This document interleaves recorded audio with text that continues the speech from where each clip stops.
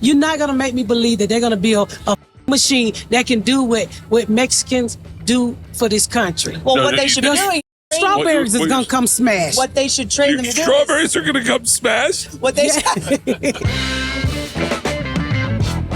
Canada, you are absolutely perfect this time of year. That's why I'm coming to the Great Outdoors Comedy Festival. Halifax, August 9th. Spokane, not technically Canada, but we'll say it is, August 23rd. Calgary, August 24th. And Vancouver, September 12th. It's me, Whitney Cummings, Miss Pat, Fortune Feemster, and Derek Stroop. Get your tickets at bertbertbert.com. I'll see you there. The Permission to Party World Tour kicks off September 18th in Rockford, Illinois, the 19th in Milwaukee, the 20th in St. Paul, Minnesota, the 21st in Duluth, Minnesota, followed by Eugene, Oregon, September 28th. Avoid scalpers and go to bertbertbert.com to get your lowest ticket price. So you're telling me, Whitney, that there were people on Epstein's private jet that didn't know they were on Epstein's private jet? Pete, can I have another cocktail? I don't know, okay? I want to thank Pat. You asked how much this private jet costs. No, When we got on. The emotional cost is very high now that we're recording a podcast. I want to thank Titan Aviation for this private jet to Nova Scotia. Titan Aviation, Dirk, the entire... We're going to Nova Scotia? I thought we was going to Halifax. That's in Nova Scotia. Oh, shit. Okay. Halifax in Canada, Nova Scotia. It's Nova Scotia, but it identifies as Halifax. The entire Saragusa family, Dirk, Titan Aviation. If you have the means to fly private, which is a great transition into this. But did you pay for this? Wait. No. Okay. I don't want a free private plane. Oh, it was free? No, I paid for it. But the reason we have the nice plane is because of Dirk. And by the way, that's why the food's so great. Dirk is a big man. So the food he brings on the planes always is fucking incredible. The amount of food is quite shocking, actually. It is for 3-4 people. It's actually kind of insulting. They just keep offering Bert food. They assume that you're just like a cartoon that eats like a sub in one swallow. Well, I thought his wife was coming and a few other people. I'm like, who's going with all that barbecue? I don't know why Leanne didn't come. I was hoping she came. I wanted to see her before y'all leave. No, she's packing up apartment. I just wrapped my sitcom. Whitney, this is how hard it is to get into Halifax. It's like 4 flights from Los Angeles. It's wild. I know. I came all the way here just to fly with you guys because I would have had to make 2 stops from LA. Yeah, it's easier to fly into Atlanta and then hop on this plane. It's easier to be trafficked. Well, you said something when we were taking off. So you witnessed that I don't like flying. The fear that you have. I mean, I've never seen a sore winner the way I've seen Bert complain about being on a private jet that's a little bumpy. I hate it. I mean, you don't like flying? I hate flying, listen. Shout out to Titan Aviation, but I really dislike Titan. The thing you have to do to your pussy if you want to be able to fly this type of aviation. Titan. No, Tighten your pussy. I don't. That's what I did after I gave birth. I would say this: flying private is nice, but it does. The only benefit I don't like is you don't get any points. That's a lot of fucking points on Delta. That's a lot of points. That's a lot of points. And I don't do shit without points.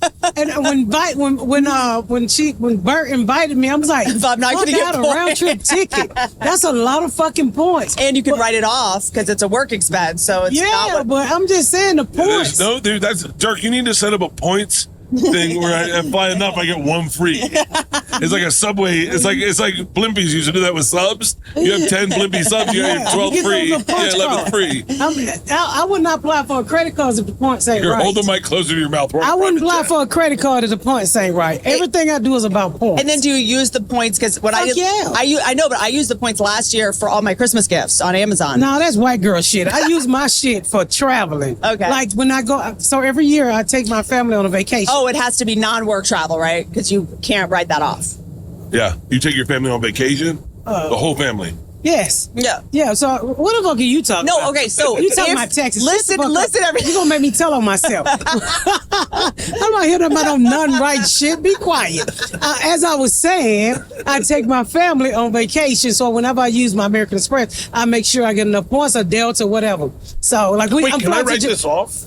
Yeah. This you can. I'm quite sure. But hold on, here's really quick though. Here's the thing, Pat. I did get a hotel room in Italy once when I was over. on points, and they put me in the construction part of the hotel. When you're on points, they do treat you a little different. I feel like they know at the front. Not if you, no. You no. never noticed a difference between No, using because points? with your American Express card, you can upgrade. Oh, that's true. Yeah. No. I just remember one time I got a hotel. hotel on points at the St. Regis. I was so excited, and then I was right in a hallway with like actual construction. I was like, they know I'm points. Well, you should have complained. In Italy, I would complain if I didn't like the room. I complain everywhere I go. Yeah, I respect that. Yeah, but I mean, they don't have the audacity to put you. I think they know better. No, they try me sometimes, but I like to be by the elevator. Oh, are you serious? Yes. I'm the opposite. I'm the exact opposite. Let me tell you why. Because I'm from the inner city, so I'm always thinking if a motherfucker starts shooting, right? Yeah. He's gonna walk down the hall first, and I can get on the elevator and get the fuck out. He's gonna miss. It's like how the first toilet seat is always the cleanest. Just starts shooting down, Yeah. So I always think about you go down that hallway, and I don't like to walk and drag my bag down all that carpet. I like to be by the door. But is the logic that they'll miss the first? They won't go to the first hotel room because they'll be like the way that they always say the first bathroom stall is always the cleanest because people skip it. Yes. Yeah. So I just don't. That's smart. I love to be by the elevator. I don't like to be down the hall. It's too far to run. If the building is on fire, you right there by the fucking stairs, or the way you get out. Yeah. So that's my thing. I'd rather die in a fire not having to hear the elevator open and close all night. Well, I worked with a guy one time, and my room was at the very end of the hall, and he laughed. He made fun of me. He goes, my room's right by the elevator. I get off the elevator, walk into my room, and I went down and took a nap, and then I came back, and he was like, I feel like I'm in a fucking boxing gym. I'm hearing the elevator go off every fucking... It is like Chinese water I don't torture. hear the elevator. Oh, really? They're like, No. bing, bing, and people Sometimes. coming out. Sometimes you hear people loud, but I don't mind going in the hall and say, shut the fuck up. Yeah, no. So, Do you care what size room you're in? I don't have to have a suite because I'm there 1 or 2 nights. Yeah. Just long as it's nice and clean. Yeah. So, I mean, because I don't have to, I don't share with anybody, so it don't really matter. I'm not that bougie. Oh, So yeah. I don't book suites. They're a waste of money to me because I'm there for one fucking night. Yeah. Does anyone else go into their room and immediately move all the furniture? Yep. Me too. Yep. This is my room. This is my room, and I'm going to have it the way I want it. That's right. No. Oh, yeah. Leanne and I are living at the Fourth in Atlanta, and where you grew up Yeah, is where we're living. My granddad was a bootleg man over there. I mean, there's a lot of bad things to be said about gentrification, and then you go to the Fourth, and you're like, it's not that bad. Yeah. Gentrification in the Fourth Ward has been pretty nice. I agree with whatever Pat's about to say. It's gorgeous. It is fucked up, but as a homeowner, I always say this. My daughter gonna see this and say, you say that shit out loud one more time. I mean, shit As a homeowner changes. who loves Yerman bracelets. No, but shit changes. What I would say is I don't like about gentrification is when you run people out of the community and you jack the taxes up and they can no longer live there. If you want to come in and people sell you their shit and you build up around them, but when you out tax that community, like in certain places where I grew up in the West End, it's $400,000. Those was $20,000 houses 20 years ago. So just think about like my mother-in-law has a house that still sit there that she left with her 8 kids. And that raggedy ass house is about $500,000. And all of a sudden you see people that don't look like us popping up in the neighborhood, building these modern style houses, don't even look like the community that my husband grew up in. I mean, it's a good and it's a bad thing. I don't like the taxes. I didn't understand that. So then what happens is their property value of their house increases and their taxes increase. And that's gentrification. And so you change the community. But if you got a 80-year-old person, a 70-year-old person, and you come into their neighborhood and you start buying these big ass houses, then their taxes go up. I just did it to my neighborhood. I guess you could say I gentrified my white neighborhood. I built the houses are 3,000 square foot, and I built about a 15,000 square foot.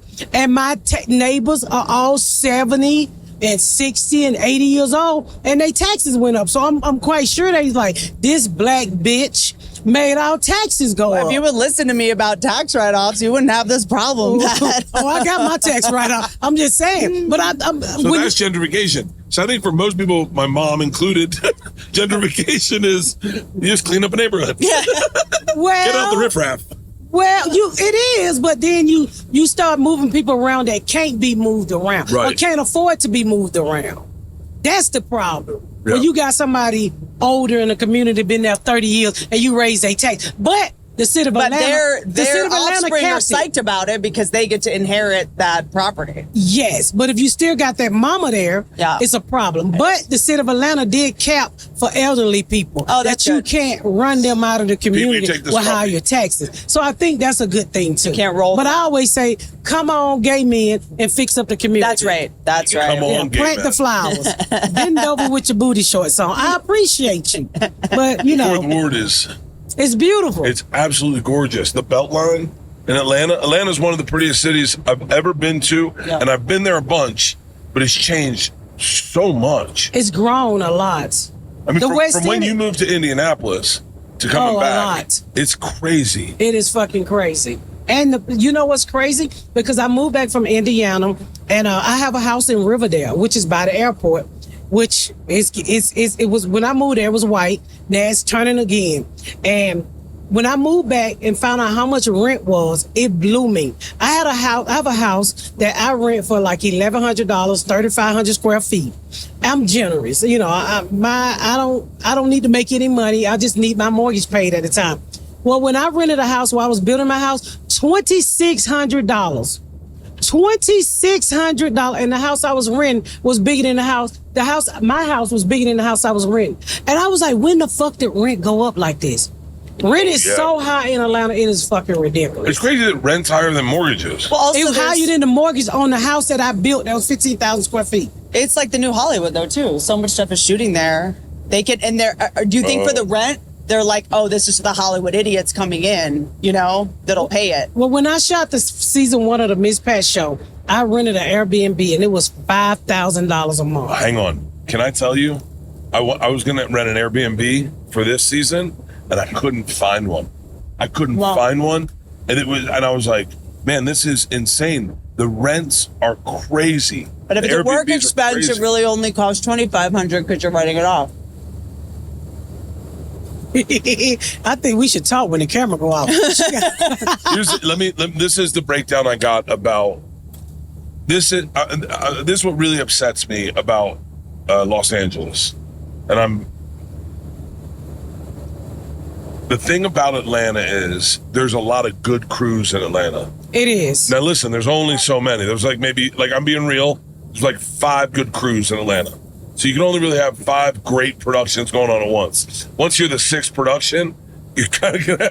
You might be right. No, LA, there's probably 12 good crews. In Nashville, from what I've been told, there's 2 good crews in Nashville.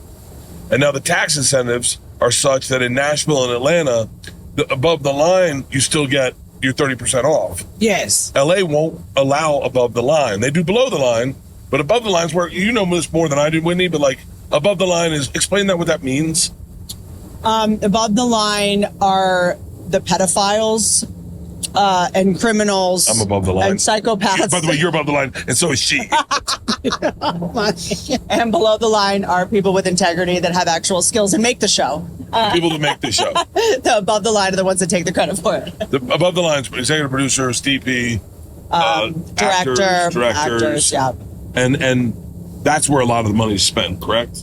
Correct. Yes. And it makes absolutely no sense. And these cities like Atlanta, I got to be honest with you, it's going to be the new LA. I mean, LA is going to just disappear because here's the difference. And I'm waxing poetically about it because I just rapped, but like for a period of time, there were people in Atlanta that took a job as a PA for work. They were Yes. like, it's work. It's work. And then they were like, I don't give a shit. I don't want to be a PA. I don't want to get into film, but it's a job. But people moved to LA to become a director. So they got a PA job so they could learn the business. Yes. So they were really like, they valued their job. They wanted to do well at their job so they could move up. Same as New York. Now people are going to move to Atlanta because their dream is film and they see that dream's achievable in Atlanta or Nashville. But it's not going to happen. And they in can LA. survive. And they can survive. You can survive. You Yeah. can't survive in LA as a PA. Like you can't actually keep doing the thing you want to do to learn to go to the next thing and actually afford to live. So most people just go, I can't afford to be a PA and learn how to be a director. Well, Atlanta is getting very expensive. Is there still the tax break? Yeah, 30, for the show. Yeah, you had to do that video. What? You had to do that Atlanta video. Yeah. The peach. Thank you. Oh, I fucking hit it out of the park, Matt. They're like, what do you like about Atlanta? What do you like about Georgia? I was like, bitch, I named my daughter Georgia. Only because his damn wife is from Georgia. Yeah. I was like, this smells like home. I like boiled peanuts. You know, if you grew up in the South, Yes. you can light Georgia up about how much you love Georgia. Yes. And they got done. They wanted to do like 5 minutes with me. I did a 1 minute rant. And the guy goes, I think we got it.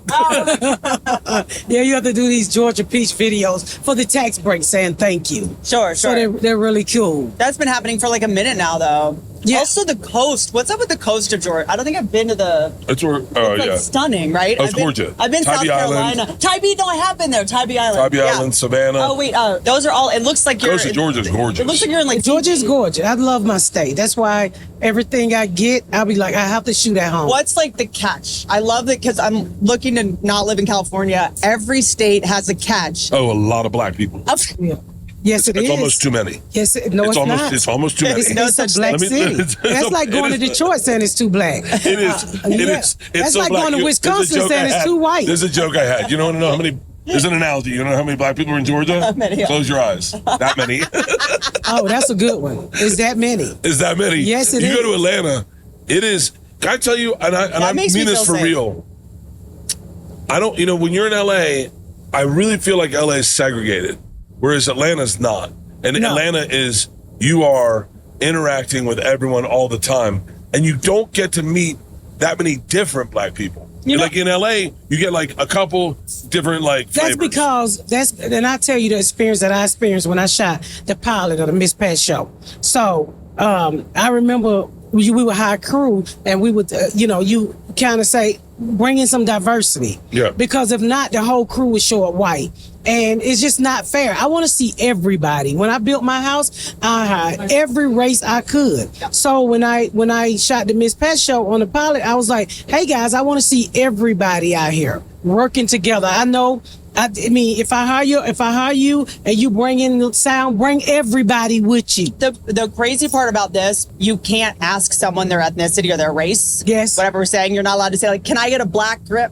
Like you're not allowed to say that, but that No. is something you want. So it's like, am I supposed to just look at their resume and see that it's Jerome and assume, it's very hard to ask because I'm always the person in the room that's like, can I get some black people in here? And they're like, well, we're not allowed to ask. And I'm like, well, why doesn't the line producer know they're hiring all their friends Yes, they are. who they've known forever and Yes, they don't are. want to get in trouble with HR by asking, hey, can I get an Asian? Oh, you haven't Budget shot in guy. Atlanta though. Atlanta, your crew, my crew.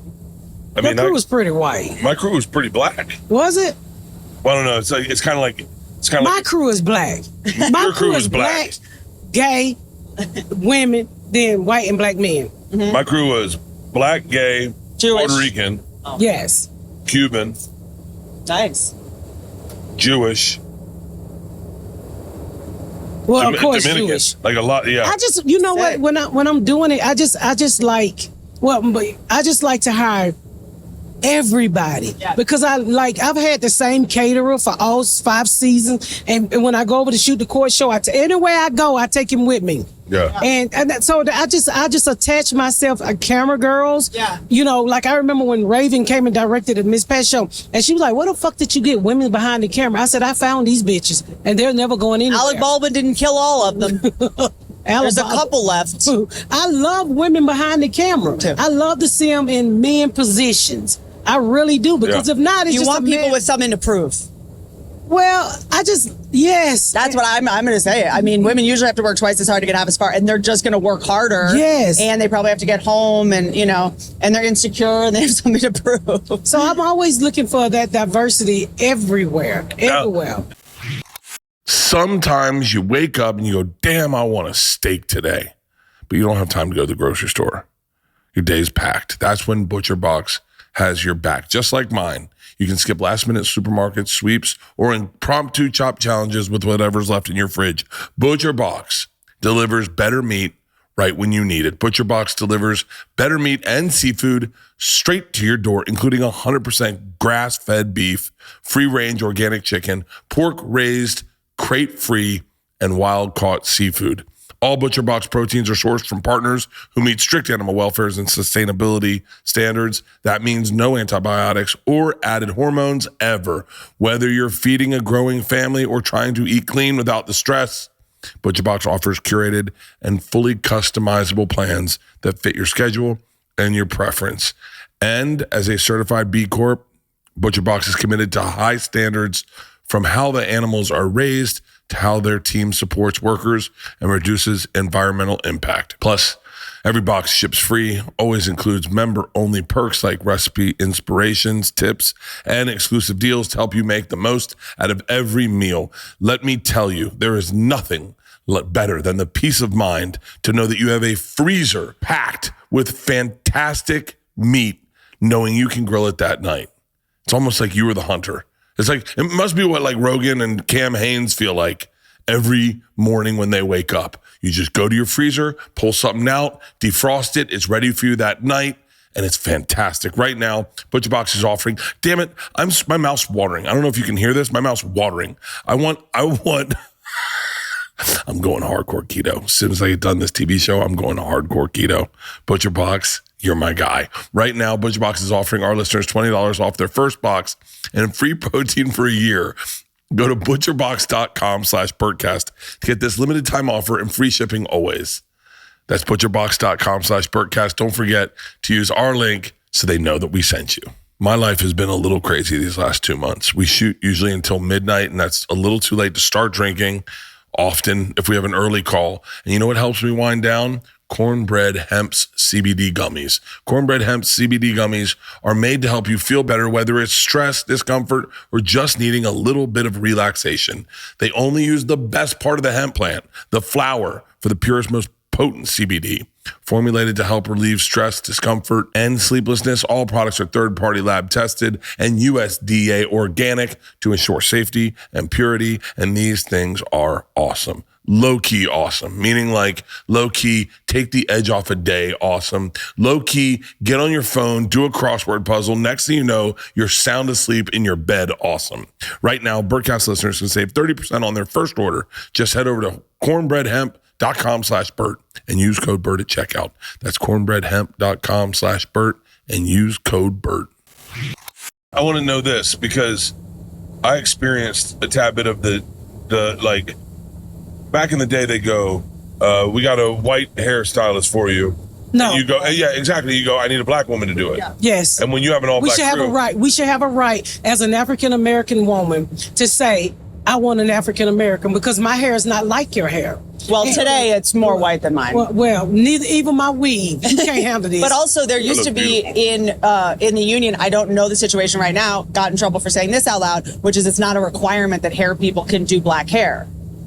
So I was like, even white artists should know how to do black hair. It should, but you don't. Man, most of them, even makeup. That was one of the biggest problems that I had. I had a makeup artist that couldn't do blackface. Blackface? Who's doing blackface? I'm joking. You mean black makeup? It's a joke. It's a joke. I hope she couldn't do blackface. Miss Pat just froze for a second and goes, blackface. The fuck is doing Pretty blackface? easy. It's just burn a fucking cork. I had to call Justin Trudeau's guy. Yes. So wait. I had, now here's an argument to be made. Should a white guy say, I need a white woman to do my hair? I can't let a black woman do my hair. If that's what make him feel comfortable. I wouldn't feel, I mean, I'm sorry, I just don't want a white woman doing my hair. She don't know she don't know the culture. I'll tell you, there's a guy, I'm gonna be. It's like, I just don't want to hear about astrology when I'm getting my hair done. Yeah. Like you know Gigi, right? Mm-hmm. So Gigi is Miss Pat's costume designer. And Been it there was for also 5 mine. seasons. Mm-hmm. Nando, Gigi, Nando's wife, what's Nando's wife's name? Mazzola. We had predominantly in all black costumes, which at times there were hiccups because they don't dress like a rich white guy. Like I remember saying, I remember this is my favorite conversation. I said, I need a pair of petty loafers. And they're like, huh? I said, penny loafers. And they're like, what do you mean? Like, I go, like Bass, topsiders, Bass. You know, like Spears. Yeah, and Timberlands with the boat shoes. No, boat shoes. And they were like, where would I get those at? I said, like Bass. Macy's. Bass has, remember Bass? Big sporting Bass goods. Yeah, of outlets? course. And they go, you mean Bass Pro Shop? Yeah. And I was like, no. Bass. But here's the thing. Thank God I didn't go, fuck this, get rid of all these black people. I need a white gay guy to dress me, and then I don't have to do the work. I'd rather talk with them about what I wore. And by the end, they had dialed in what I was wearing so well that the last outfit I wore, I'm keeping. Like it was, I kept a lot of mine too. but like I understand what you're saying. So I felt that at times. But that's okay. So that's come down to you the producer of the show, and you care about the people that you work with. So you willing to learn together. A lot of times people just like get them out of here. Me, when I don't like I'm very particular about the makeup on the show. Like last season, we had a Mexican lady, and they had and I hope people don't take this the wrong way. They had her face very oily. So I said, "Fuck no!" And I said, "Why is her face oily?" And the makeup artist said, "Well, isn't Mexicans oily?" I'm like, "No." I had a white woman do makeup on a Colombian actress, lined her lips like an inch outside. Yes. And I was like, what are you doing? And she's like, well, isn't that how they do their makeup? I was like, I said, who the fuck told you Mexicans are oily? Get that shit off her fucking face. It's from the beans and the burritos. It's from cooking at the truck. I want to thank Titan Aviation for this flight. That's the clip that'll go viral. No, but you're right. But I'm running across the border. It's sweat. No, it's not. We fucking taping a TV show. So what I said was, come the fuck here and let me talk to you. And there was a black person doing a Mexican person makeup. And I say, aren't they oily? I said, look at her. I said, that's not how they look. They're beautiful too. Now get that shit off her fucking face like she about to fry chicken. So we took her off the stage and I wiped that shit off her face. And I said, do her the way you would do. Beat her fucking face. And beat her face in black content and make her fucking look good. Yeah. But I'm the type of person on my show, I look at everything because when you're dealing with this shit, a lot of time the background will come looking shitty because they feel like I gotta take care of the stuff. No, everybody look good on Miss Pat show, from the wigs to the makeup to everything. And if I don't like it, I say, stop. Get this shit off her face. You know who else was like that? Adam Sandler. I did a movie, Adam Sandler. I'm sure you've seen it. I was going to say, you know who he is. I was like, I'm familiar. Yeah, well, you did get the name of his movies wrong that time that we did the live COVID fundraiser. You called it his movie Happy Madison or Billy Madison or something? Happy Madison. Yeah, Precious Gems. Yeah. Not one of my most shining moments. and it was like whatever. It's like me and John Lovitz. We're in like a horse carriage or something. There's like tons of people in the background. Adam Sandler's going from being in the scene, acting in the scene with us, going behind the camera, watching, and then you just see him disappear behind a facade, and he's like fixing, someone's holding like a BB gun, he's changing it, he's changing their hats, like every single detail. Yes, and that's how I am. When you come to the show, everybody have to look good. It's not just about Extras me. Can ruin a scene, not because it's their fault, because they get bad direction. No one's paying attention to them. Did you see recently, it was going viral on TikTok, the movie Twilight, the huge movie Twilight? There's the scene when you first are meeting like Bella or whatever. In the background, there's kids like on a playground and they're like playing hacky sack, but there's no ball. Wow. And you just see kids like kicking the air, and now they're like replaying it. Like no one just took the time to be like. No one took the time. That should have been caught in edit. That should have been caught before it got to edit. It should, and that's the shit that I hate. There's always someone in the background who's like doing too much or too little. What I hate the most about like the whole shooting the TV thing is when I shot my pilot, I've never seen anything like this shit in my life. The extras cannot eat with the main cast. And I didn't know Hollywood. So I'm on the Fox lot. We shoot the pilot. And I said, why y'all not lining up? And one girl was like, we have to wait till y'all eat. I said, fucking for what? I said, she was like, they was like, the celebrities have to eat. I said, we're not segregated. Get the fuck up before the food get gone. And then they pulled me to the side. They was like, I said, yes, the fuck they can. That everybody eat together. I hate that. I'm gonna give you a counterpart to that, because old Birdie Boy thought I'd do a solid and hang out with I said the same thing. Yeah. I said, you know what? We're all the same. I'm going to sit over. They pack trays to go? No. all anyone wanted to do is I ended up taking pictures, and so I didn't get to eat lunch, taking pictures, and everyone was like, "Hey, can I pick your ear about something?" And I was like, "Oh, that's Atlanta." So everybody want to make a move. And so there's a middle ground, like where you go like I'll tell you what I do is what I did yesterday. I did yesterday. Took one of the background actors who was looking for a table. I said, "Sit with us," and we sat. He was cool, talked. His liver enzymes are high. I understood him. I get it. He didn't even drink, but that's cool. When you sit over there, all of a sudden you become swarmed, and you can't have your time off and have lunch. That's like Atlanta because everybody's trying to make it in Atlanta. So what I say, I'm not here for that. Shut the fuck up.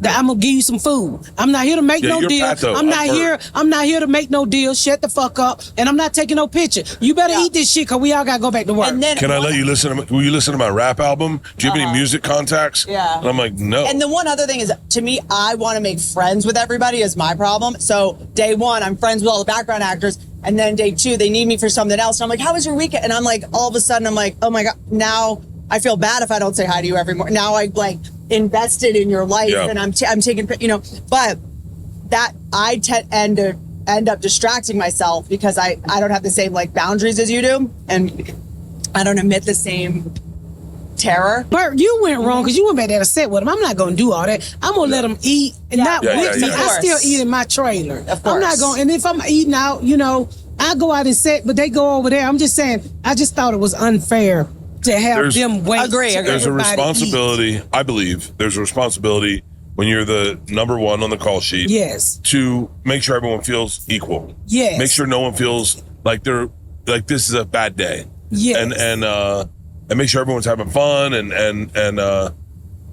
but also there's a responsibility of being a number one where make sure you can recharge. Yeah. And by the way, I'm saying number one, that's just it's just on the call sheet. You're the first name on the call sheet. You know what's so crazy? Because I didn't know what number one on the call sheet meant. I did not know. And people's like, you're number one on the call sheet. I'm like, I don't give a fuck about that call sheet. Is my check gonna clear?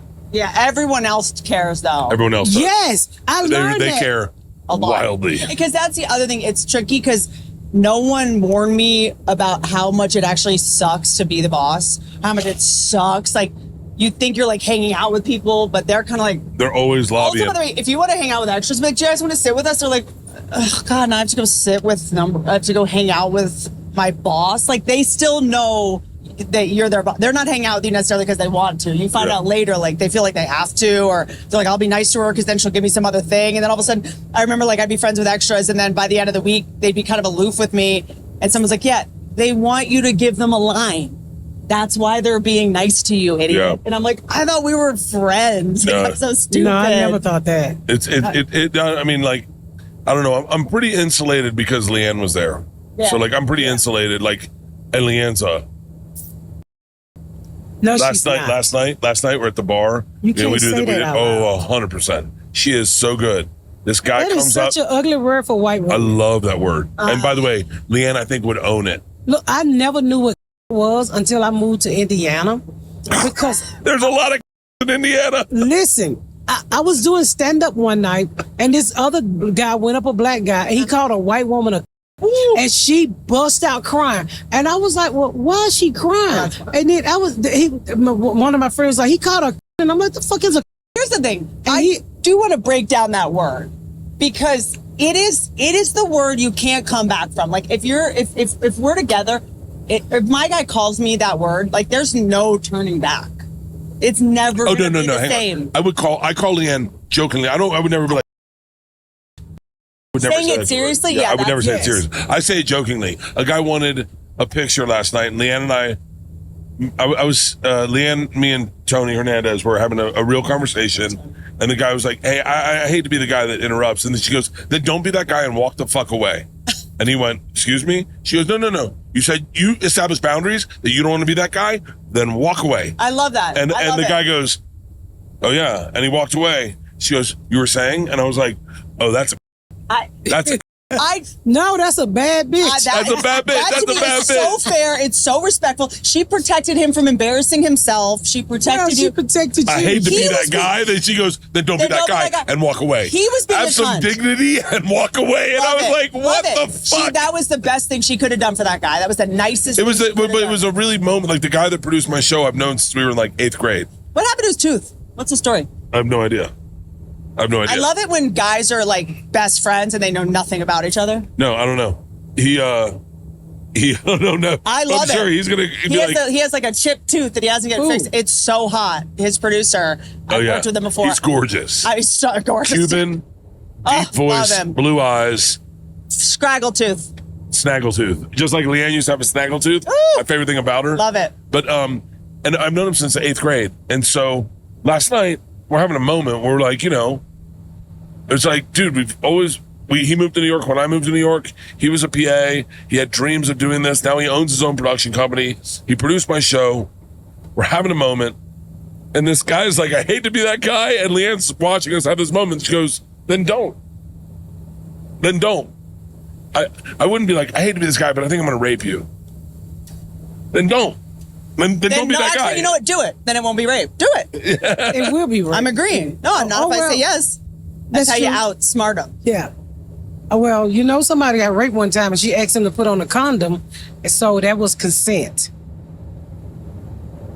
At where was this? Where was this? This lady- podcast is brought to you by Titan Aviation. This lady was getting raped one time. Good segue to the Epstein jet. No, I had a friend one time who couldn't get laid, and she wasn't that cute, and we worked at the BP gas station together. And she told me a story about, she said this man grabbed her one night, and it was so good she asked him for his name and number. She wanted to get to know him. At full assault? Yes, but it became good. She said it became good. Can you get the That's camera not, off? gentlemen, that is not your way in. Get me out. Pete, cut this part. Cut me out of this. Because I really Well, it need look like to you got a laugh. big black dick in your face now. We just left Atlanta. Wait, you don't care about carbs at all? I don't care about I take metformin.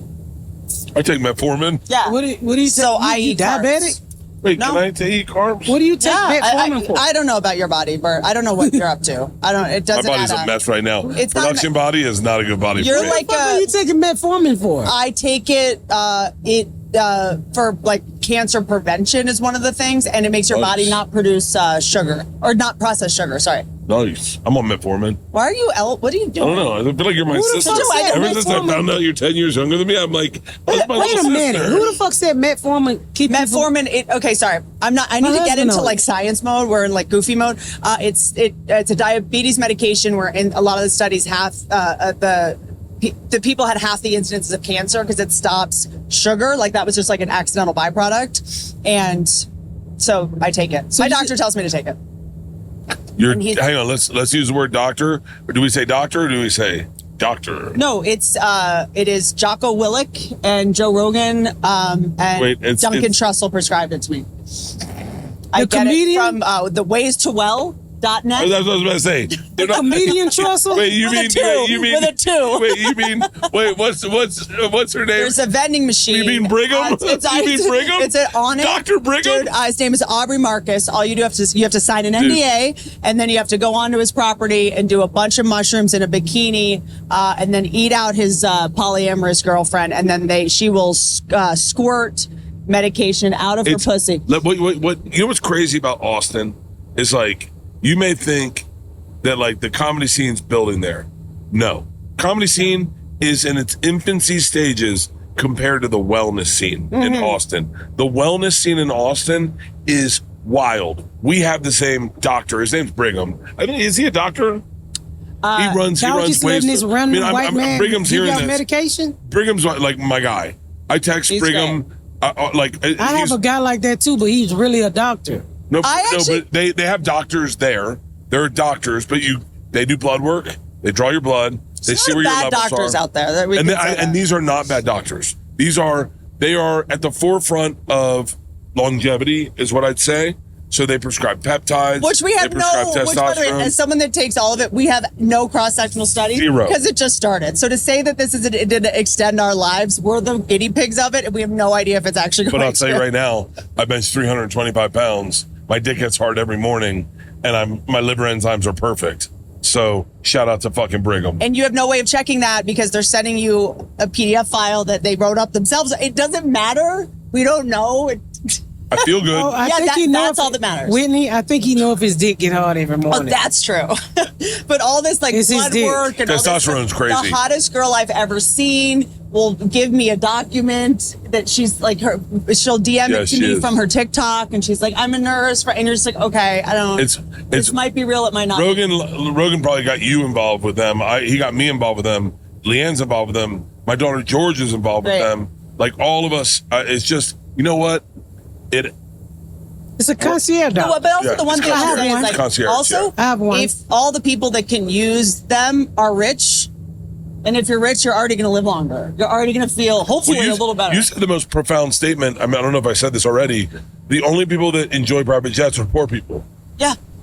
If you have money, I hate private jets. When I get on a private jet with someone like you who's rich, you're like, I'm so scared. I'm so scared. I'm like, how? I would rather die on this private jet today. Well, why you got to say it while we in the air? Can't you wait till we land and say die? Like, we got to fly home tomorrow. you guys I know. need to figure out how to be rich, like quickly. I would much rather. I mean this for real. And this plane is very nice, and it's been very smooth. Knock on wood. Mm-hmm. I would much rather fly in a 777, 767, a 787, an A380, any of the big planes, because you forget you're in the air. You forget you're in the air. You feel like you're A in commercial flight. a commercial flight. But Yes. you don't forget the damage done by the person sitting next to you who's like, hey, Tom, big fan. I don't get that. Because I fly with no bra on, no makeup, and my hat pulled down. So if I don't open my mouth and you don't recognize my voice, and I'm in first class, usually white people, Yeah. and they don't know who the fuck I am. LA to Atlanta, all They black first want- class. I was the only white person. Well, they want to know what the fuck I'm doing up there. So it always start off like, what do you do? And I say, well, what do you do? Tell me what the fuck you do. And then I tell you what the fuck I do. Who is the woman in Mission Impossible, black chick? I'm looking at her. Was she in 28 Days Later? She's a huge British- actress. British, No, white. Oh, you said Or no, I'm sorry, black American. Black American. I don't And- know that. Name like the biggest black actresses. Viola Davis, Viola Davis. Yeah. Viola Davis. Is it Viola Davis? Is she in Mission Impossible? I haven't seen them in a while. Jazz is Viola Davis and Mission Impossible. I'm looking, Viola. Type in my Mission Impossible Jazz, cast. put my Wi-Fi on. Jesus Christ. Well, the Wi-Fi isn't that good on this private jet. Mission Impossible. Yes, I'm sure it's her. I think it's Viola Davis. I don't think this is about to get real racist. I hope it is. Is it Viola Davis? No. She has not appeared in Mission Oh Impossible. no! She's in the new Mission Impossible. Oh no! Oh no! Is it Oh is no! it- Oh, Angela Bassett. Angela Bassett. Is it her? So, Is it her? yeah, it's Angela It's Angela Bassett. I Bassett. was getting Very, ready to say very it. big So- difference. So, I don't know who Viola Davis is. Yes, you too. It's okay. You get your black women mixed up. And so, I'm just glad you didn't think it was me. I'm sitting on a plane. I'm sitting on Thoughts on being in the new Mission Impossible? So I'm sitting on a plane, and I am getting recognized like crazy. Like, I mean, every third person. It really is has like, kind of exponentially increased, don't you? I get think? recognized more than I think I get recognized. I know I get recognized more than Tom. I get recognized like crazy, but it's my energy. Tom lost My a lot of energy. weight too. And people don't recognize him. They're like, Tom just lost half who's a this Tom. average white guy? Well, I must say, no offense, Tom looked sexy as fuck last time. I said, I'm like, God damn. He's like, I'm vegan. I was like, well, damn. Is that what He's vegan? I think he told me he was Yeah. vegan. I'm like, the cauliflower doing that to you? Also, when he's kind Well, he of was eating sushi, so maybe I assume he was vegan. I don't know. Tom Pescatarian? looked fucking good. He does look good. He looked like 20 years younger than me. He doesn't look like fun, I'll tell you that. No. He was so, when he was fat, that was the fun Tom. Fun Tom. That was like, there were no rules. Now there's rules. It's like, he's like, what's his assistant's name? Britt? Britt. Yeah. Britt, I need my egg whites. What is that? He was eating shit like that. I Creed? think, you know what he told me? He said he hired a private chef to go everywhere with them. And what is this? Like, because look, as someone that is friends with Christina first, even though I knew Tom before, this is what men do when they want. I'm like, what is this? Why do you want to look so good? What is this for? Don't everybody want to look good? I don't. When someone starts getting in shape all of a sudden, It becomes. Hey, look, all I want to do. Who's this for? It better be. Who's it for? To be a movie star? Hang on. That's a wildly accurate statement. When I was at my skinniest, I was like, I'm doing this. Am I doing this for me? Because the fans don't really care. They'd like me bigger, I think. And I don't want to be too big, but I don't mind enjoying life and not losing sight of who I am. But at my skinniest, I shot my special. No one noticed. Like, no one was like, you look great. Not one comment was, you look great. Because you wear, first of all, patterns that are so confusing of what your body looks like. Yeah. And then you take your shirt off. But this is my fear. My fear, and this has not happened to either of you. You don't fly private all the time. Is Never. that when the funniest comics get rich, and then they do shit that makes them not less relatable necessarily, but makes them less funny. Like if you're only flying private, you're missing out on so much material. You're missing out on like knowing how most people behave in the world. You know when like really funny comics all of a sudden get rich and start flying private and they just suck as comics all of a sudden? Yeah, no. And you're like, what is this premise? No one cares about raisins and salad. Cherries and salad, gross. Well, this is an interesting premise because this will raise the ire of everyone on the internet that we're doing a podcast on a private jet. Oh, is this not something you always do? Because no, we never do this. I've never done this. As a matter of fact, I've always made it a point to post a video if I'm going on a private jet. That's how little I do it, but it's still very cool. It's fun. Yeah. It's wild. Yeah. We're getting to do this. We're doing a festival in Halifax. By the way, I don't think you'd be able to get there if you didn't fly this way. That's the other thing. If you're flying private, it's like I wouldn't be able to get to the gig if we didn't. Those are the times that it makes sense. And I mean, so it's an interesting question because I know people will be like, oh, when comics remove themselves from society. Well, I was about to say that. Like all of my friends have 9 to 5, and I only take vacation.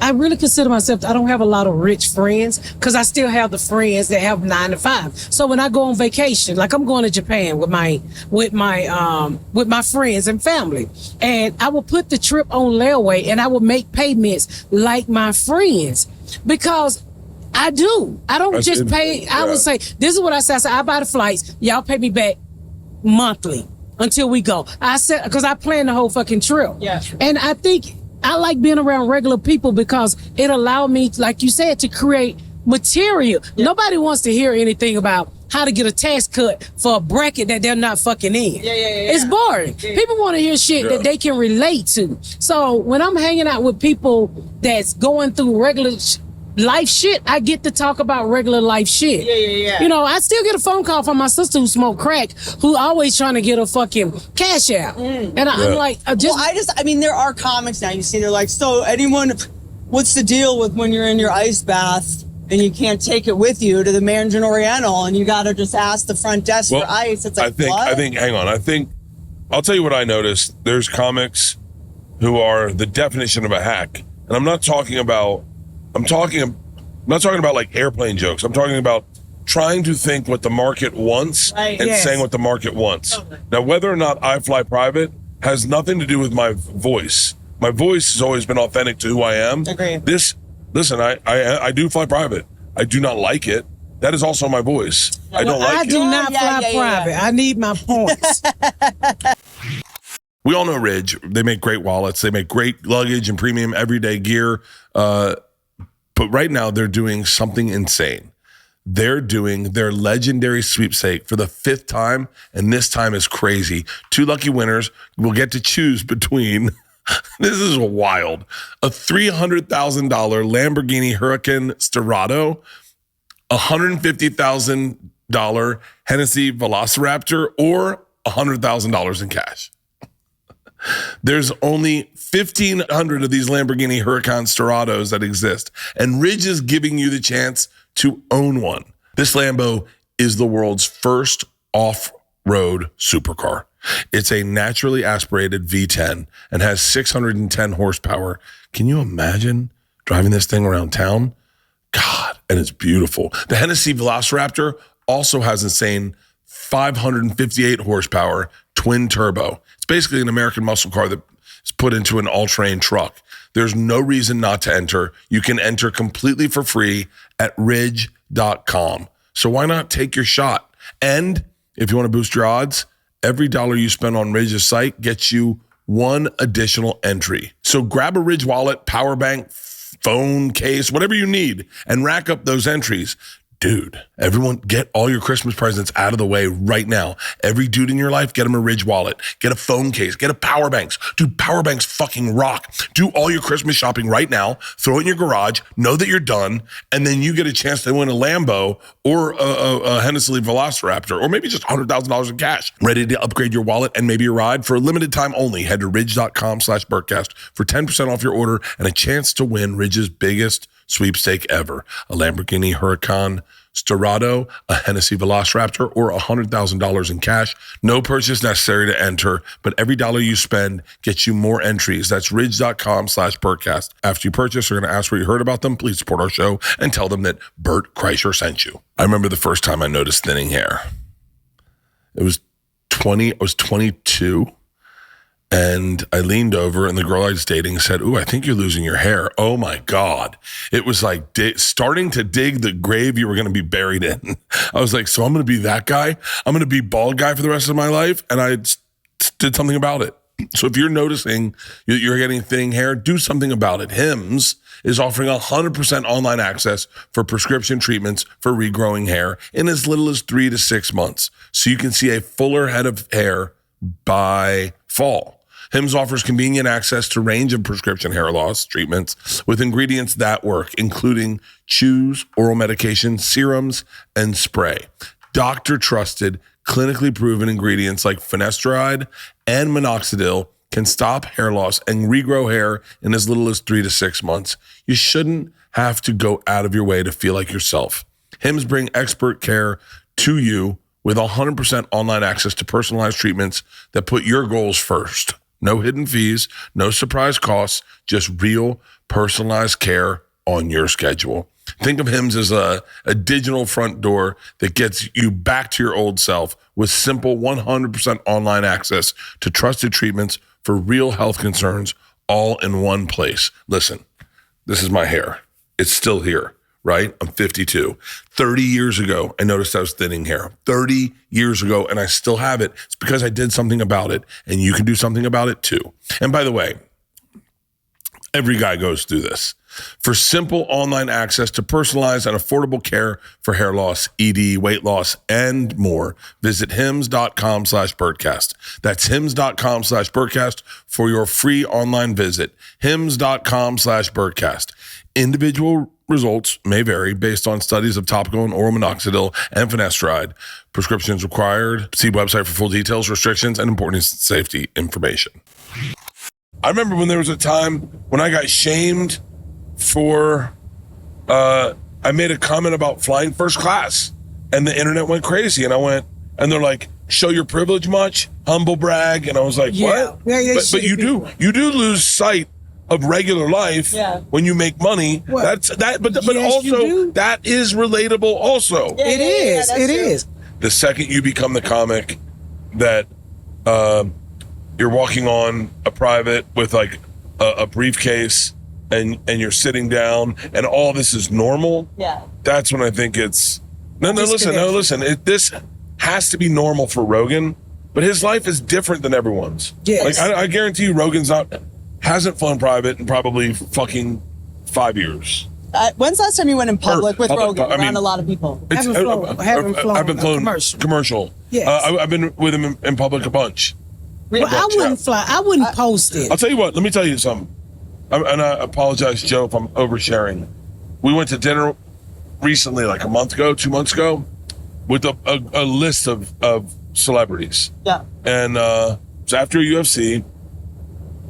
And I apologize once again. I don't think Joe will care. But we were sat in a private area. We walked in a back door. This is what his life is, though. Yeah. And you have to respect that this is what your life, this is what happens to a life of someone who's recognizable. Yeah. And to say, oh, you're not relatable anymore. There was a guy who snuck back to where we were. And in all honesty, let's be real.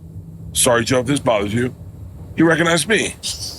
He came up to me, I think mostly because he thought I was the weakest. And he was like, if Bert will let me sit here, Bert's relatable. Who else was there? There was a lot of people. Taylor Sheridan. But he's I recognize him, but I don't know if everyone. Oh, you'd recognize Taylor Sheridan such this a night. stud, Yeah. David Calkins. I mean, it was like it was a who's who. And the guy got back there. And that's not cool.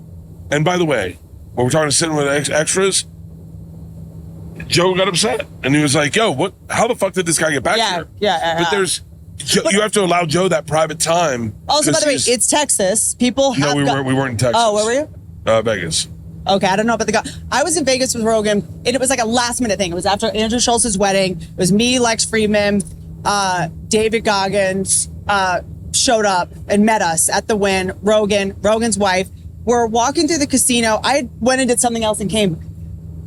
Joe's fame isn't just because there's big actors. People will go, oh my God, that's so and so if they're on the big screen. If it's us, I think that people recognize other people like Taylor. They just don't feel like that's my best friend. With us, they're like, hey, how's your knee? What's going on with the Hitler's teacup? Like they think they're friends with us. Yeah. Rogan, people think if they show him a certain video that they'll be able to communicate with the aliens. Like when he's at the Comedy Store in the hallway, I remember before he left, people, if I'm standing in the hallway with Rogan, there's people hovering, holding their phones, waiting for the moment to go, hey, dude, have you seen this video? They're queued up. Oh, I find it you gross. heard the whole alien thing, right?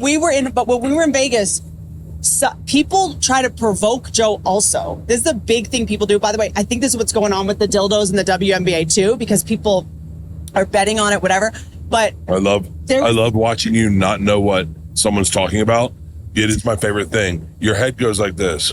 Dildos in the WNBA? Yeah. There's a guy in Vegas. This fucking croissant. A guy in Vegas yells at Joe, like, you're the reason people are dying of COVID or something. This was like, 3 years ago. And Joe, we didn't have Navy SEALs with us. Joe's a human weapon. I mean, this guy, if you hit him on the wrong day, the wrong time, he said something like that in front of his wife, in front of a lot of people. And I just saw Joe move like so fast and then kind of stop himself. Like he kind of stopped himself. His wife just went the other direction. She was just like, boom. And I was like, and it's Goggins, it's Lex Friedman. And you're like, oh, this guy could like kill someone. If you catch him on the wrong day, the wrong disrespect. When I moved to LA, I saw Mike Tyson at a Starbucks.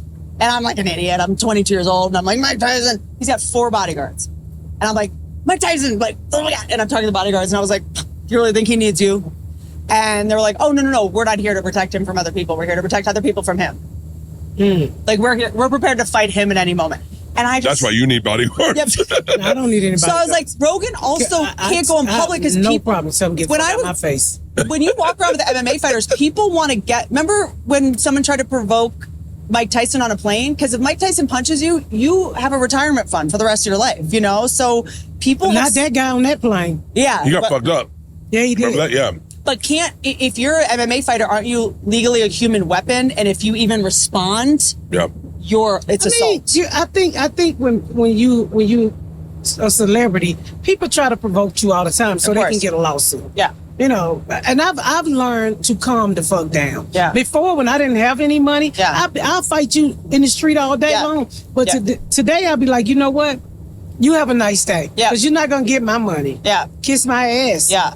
And I'm not gonna argue with you. I don't do road rages. I'm 53, and I don't give a fuck. Yeah. I just go do what you're gonna do. Yeah. I had a guy pull up on the side of me one day. And he was a fucking asshole. Not far from my house. Fuck you, you black bitch. I say, sir, my car costs too much for me to be arguing with you. And I just rode off. Yeah. You're fucking. You're driving on a spare. The fuck I look like you? Then you shoot me. But I'm not. Fuck you. I'm gone. Do you not know about the dildos in the NBA? No, I don't. So green dildos. Just tell her. people are throwing dildos on the court at NBA games. I think it's the fourth WNBA. I'm sorry, WNBA. Which, by the way, I argue is so much more entertaining right now than By the way, NBA. 100%. Oh, it is next level. Like NBA, they're just like sleepwalking through trying to not get injured because there's so much drama. There's fighting going on. They're playing football. Jealousy. It's basically a race war. It's so great. Oh, between Angel Reese, and the white Caitlin girl. Clark, and then I thought they was friends. Sophie Cunningham is Sophie Cunningham is a bad bitch. the Ronda Rousey of the WNBA. She's a karate master or something. Also, what's happening is the refs aren't calling fouls, like these really unfair plays, and there's just and then there's all this like press conference drama. It's like probably Kelsey Plum from the Sparks, based at LA Sparks, said like Caitlin didn't even help us with the negotiations to get more money. And then I went to the game with Tiffany Haddish, and Caitlin was on the bench, and Kelsey Plum was like playing at her basically. Like it's probably a marketing stunt. I'm going to It's a a marketing stunt. You want to go with me on the 29th? I would love to. Guys, it's a marketing stunt. They just want to get people to go to the WNBA games. This is the deal. Hang on 1 second. It's not the WNBA. They're not smart enough. It's the internet. And it's not the internet. Do you know why it's betting? It's Trump. It's betting. What? You know, there's sites you can go to that says like, I bet $150,000 that today a green dildo will appear in the WNBA court, and then it does.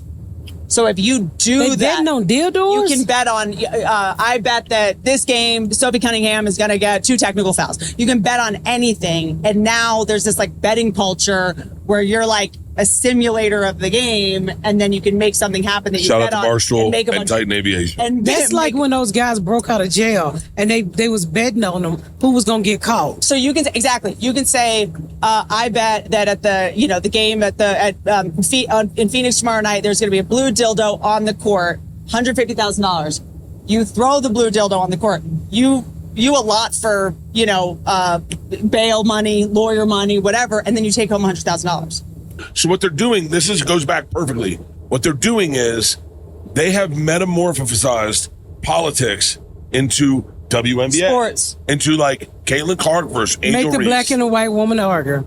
And listen, no hate to either of those two people. I'm just saying what the internet's saying is Caitlin's the angel and Caitlin's the angel and Angel is the devil. Well, I really think it's a marketing scheme. Nobody goes to the WNBA. Yeah. But if you pit a white woman against a black woman, then you automatically you make people pick sides. There's no one in the WNBA. So somebody like me who's not interested in the NBA, for instance, I'm not WNBA. I'm not interested in WNBA. But if I feel like someone a black you mean woman, the rest of America? Hey. So, but if I feel like a black woman, Arena, I was there. If I feel like a black woman is not being treated right, then my eyes gonna go over there. Well, I'm gonna fucking buy her jersey. I'm gonna fucking support her. Yeah. It's a marketing scheme. But also not only that. I mean, when you see Caitlin people are kicking the shit out of Caitlin Clark, and the refs are not even calling fouls. Like if you saw what was going on, I think it's more this kind of like feud. Like when you go to the WNBA games, most people are not like against this. That's just the internet. Everyone on the internet is going to do this, and I think we're all in like wearing socks. Finally, so we got. I think nobody ever knew WNBA players' names until those two. Yeah, this is the most I ever heard about the WNBA. Yeah. So if I tuck my girls, it's working. Everyone's getting paid. It's a marketing They're scheme. all getting paid. If I tuck my 4 black girls at the house, we will probably have on fucking Angel Reese jersey. I have an Angel Reese jersey. Yes. So it's a marketing scheme. Yes. It's conflict is helpful. You know Trisha Paytas. I can't stop thinking that you're not wearing socks. You know what's weird? When I didn't put on socks, I was like, oh, this looks cooler. It looks good, but your foot, it's not driving you crazy like in a tactile way? I don't love it. It's a little moist. It's a little swampy. A little moist. You're like Isla. Yeah. You have swampers. We used to call her swampers. It's a little swampy, but I having a go back. I didn't mean a pair of dunks and dorky socks. I couldn't do that either. This? Yeah. Oh, that's Bert, Dad. No, I won't. I won't be a dorky. Why they green? They don't even match with shit. But also, since I had a kid, I have so many veins. Hang on, go back to Trisha Paytas. Trisha Paytas. conflict. Schultz is genius at this. Trisha Paytas is genius at this. Tana Mojo. Who else is genius at conflict? No, but the drama, Ethan Klein. Yes, The is tax, currency now. The tax sucks. We're all too conflict averse. We want everyone to like us. I don't give a fuck. I don't want everyone to like me. No one likes me sometimes when I Google myself. But like, the truth is, I just don't give a fuck. Like, I don't want drama. Like, I don't want drama. I don't care. But also, these are athletes. It should be competitive. They should be scrapping. That is their job as entertainers. And then they handle it with grace and class. And then they shake hands at the end and they say good game. Like, that's what we're going to see. I love it. I just don't want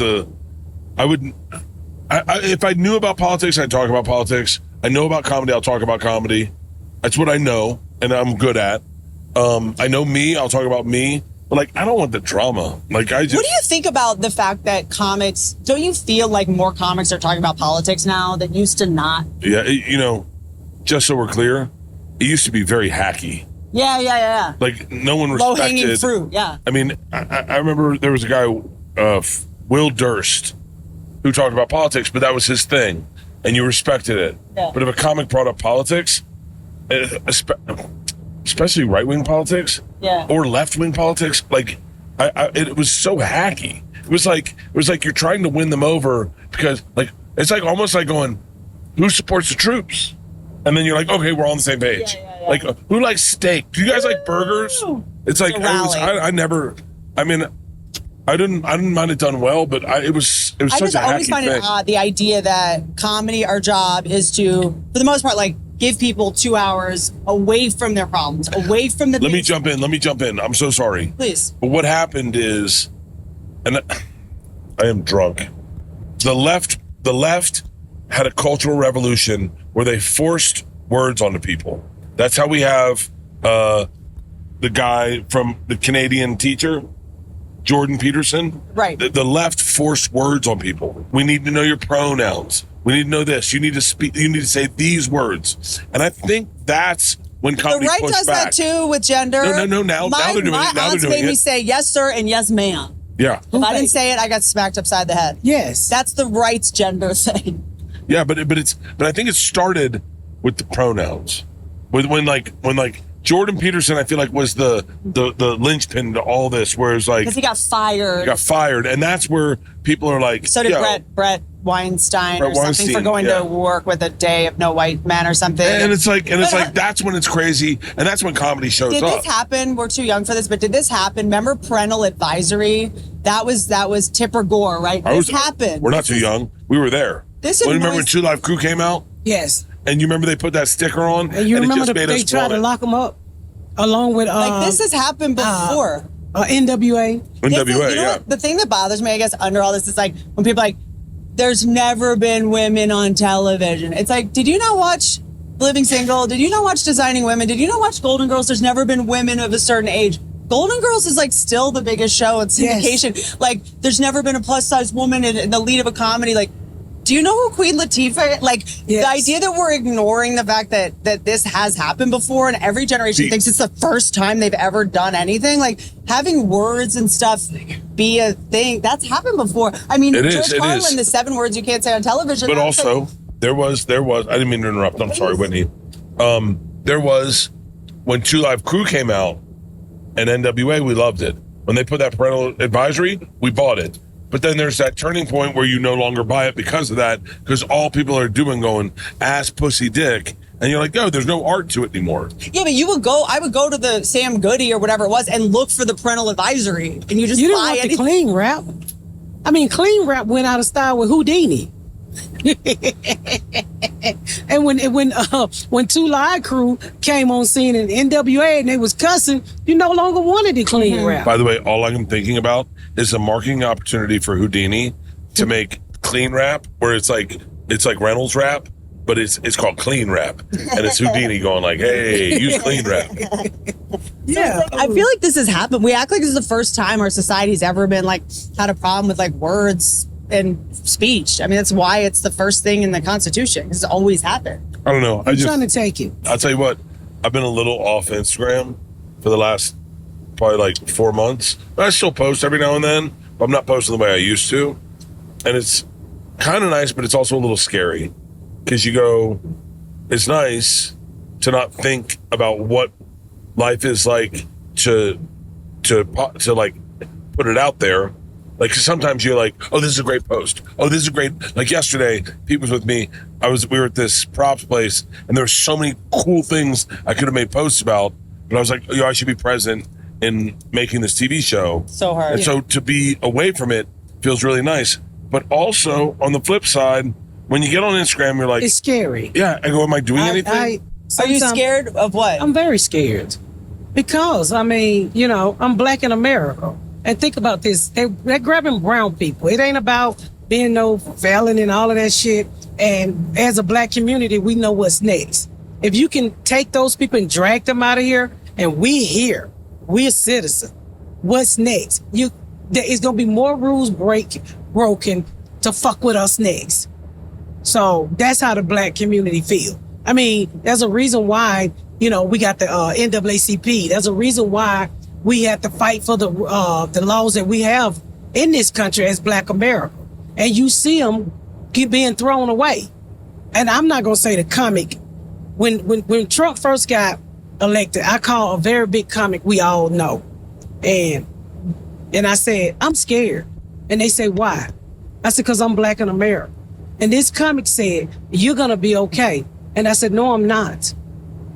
And he said, oh, he's just trying to get the criminals out of the country. And I said, no, you don't see what's going on. And so many times, as a black person, as an African American in this country, I want to pick up that phone and call that comic back and say, didn't I tell you so? They're not just taking out criminals. They taking people from babies. They fucking with people, the Mexicans, and we're next. And you know what else is crazy? Is that if you sent me a video about all this, I'd probably go, is this real? And Yes, I'd have to spend the day going, how do I know it's real? Is this real? Because it doesn't. Because it's not, I just saw a post saying it's not happening. So I have to spend my whole day trying to figure out, finding the person you can trust and then going, is this AI? Is this someone trying to manipulate me? Is this Russia? Is this we can't even figure out what the truth is. I just mean most people assume what they see online now is fake. They assume because they want to say this is America and you'll never be treated like that. That would never happen. Or when you're grabbing an old lady like yesterday who's selling tamales in LA on the street and ICE grabbed her, she had a fucking massive heart attack. Oh, that's not real. That is too fucking real. And it's and I say everybody should, if you feel like people should come here legal, that's fine. But it's also treat people like human beings. You know what I'm saying? That's all I want as American. If you want to get them out, you ain't got to drag them and go and lock up their kids and fucking kick a kid out of the country who got cancer. And I can't stroll down Instagram because it breaks my heart. Yeah. It breaks my heart because I'm human. But, and then you scroll and you see a bunch of robots doing jobs. And you're like, okay, all of it pisses there's not you even off. going to be jobs for these people when they do stay. I mean, let's be real for a second. The other day I'm driving through a strawberry field. What? Let's be very real. The other day I'm driving to my beach house and I'm driving through a strawberry field and there's a bunch of migrant labor workers and I go, man, I wonder if ICE is going to come through here. And then my second thought was, how soon until robots do this? And then I started going soon. Oh shit, the immigration problem is really AI. Yep. As soon as robots are AI around. would never be able to do. They got to create. Do you understand that they're the backbone of America? No, I do. They make us go around. And I don't give a fuck. AI, you're not going to make me believe that they're going to build a fucking machine that can do what Mexicans do for this country. Well, what they should be doing is fucking strawberries is going to come smash. What they should train them to do. Strawberries are going to come smash? What they should. You're fucking. The second I'm in a fucking Ralph's and I go, God damn it, I miss Mexicans. Yes. These are the mushiest strawberries I've ever had. Your asparagus is going to come shitted on. This podcast is brought to you by Titan Aviation. Yes, Your asparagus is going to come shitted on. I mean, it's just. But there are robot jobs that will take away human jobs, right? Of course it will. They're doing it now. You check. I think the dumbest training them shit. to work in customer service. They're saying the best thing you do is you work in the customer service of the robots. I pulled up at a drive-through the other day. I think it was a Burger King, Bojangles or some shit. And the fucking Hang on. Two wildly different orders. I love Bojangles or Burger King. I think it was Bojangles. They don't have Bojangles. So I pull up. They literally fucking took my order. Thank you. Have a nice day. I said customer service is so shitty in this country that AI got to take the order and a human being got to fill the order. Yeah. Because they know that fucking person is going to be like, what you want? Unless you at Chick-fil-A. That's the only one that got good customer service. Everybody, what you want? It's like you getting on my fucking nerve, and why did you come to eat here today? Yeah. And I was like, look at there. Yeah. You can't even hear a real person's voice anymore. Yeah. I never shop at a grocery store and check myself out. Never. Never. What the fuck I look like paying these prices, and then I'm going to check myself out and bag my shit. I do it because the lines are shorter. Nope. I refuse to. You eliminate jobs. You and Leanne are the same human being. I go, Leanne, what the fuck's wrong with you? Yeah, no, but that person. This is what's so funny about him. There's two people helping you when the machines fail. So there's two people just standing there because the machines always fail, and then they end up helping you anyway. I don't go to them. But wait, we're getting back to like, I'm too buzzed to have this conversation. But I think like the thing we were talking about Atlanta and people moving to LA for dreams is like, is there a way to attach dreams to moving to the United States? Immigrating? Everybody got a dream that's come here. But their dreams are, sometimes their dreams are just being here. Meaning like, we're talking about getting rid of AI. But they don't make it, look, think about this. You coming from a country and you're not, the minimum wage is $2 or $3. This is what I say to people that don't understand why people come here for a better life. Take 1 minute, and I've always said this, the reason why we got racism in this country, because nobody take the time to, when something happen or when a black person get killed and you go about your business and it don't affect you, take a moment and take that face off that black person and put the person that you love in that same situation. And you ask yourself, the person that you love who's on that ground, got shot or whatever, is that how you treat a human being? Because I say this, as a black woman in this country, and when O.J. Simpson killed his wife, Nicole Brown, that's the first time I ever seen this country split like that. Yeah. Because I had never seen this shit before. Yeah. And I was with the black people, running my mouth. Because society made that white woman not human to the black community. And it was when I got older that I realized that was somebody's wife, that was somebody's mother, that was somebody's daughter. Yeah. And I told myself I would never, ever jump to conclusion. I was always put myself in that situation. So when something happened to no matter what color you are, I immediately put myself in that situation. That's interesting. And make me, it'll give you feelings for the situation. But when you can run through this country and you don't have feelings for what's going on, and you got to question yourself, is this real? Is that real? Is this real? Then you disconnected from society. And I think this is not, I agree with everything you're saying. I think sometimes it is a privilege to be able to have care about other. I think most people are like, I got to pay my bills. This isn't my problem. I gotta survive. And I gotta pay my bills too. It's still my fucking problem. I care about the kids that's being trafficked. I care about people that's on welfare because I've been to the bottom. I care about the people, these programs that they cutting out because I was once on those programs. All this shit he's gutting. But people don't understand that racism hurts white people too. When they see that you got all this, you give people nothing, there's gonna be chaos. And you're like, well, is more white people on welfare than any fucking body. Yeah, they just don't go down the deep. They don't go down to the deep Mississippi and see all that inbred shit. They just want to show you what's on the surface. Oh, well, why do more black men, white men kill more motherfuckers than anybody? They will shoot their wives over insurance money. Yeah. They fucking bury their whole family. Oh, I'm tired of this bitch. She pregnant. They'll go into a school. They go into school. Yeah. You know what I mean? Right now, the two pilots are like, what the fuck are they talking about? Well, we thought this would be fun. This is nothing like Epstein's jet. Yeah, I say the politicians on the plane. Let me tell you where you talk about injustice and putting a different color on the face. This Not is the color, just put yourself on that face. Yourself. But I say, like, change the race of the face and see what it looks like. The biggest Don't do injustice, that on Halloween. The biggest injustice, in my opinion, in Hollywood, is Chadwick Boseman. He passed away way too young. Yes. Just like, and he was in a franchise. And I think he did 3 movies, and they were the biggest fucking movies ever. While he was and he was in the biggest franchise for a culture ever.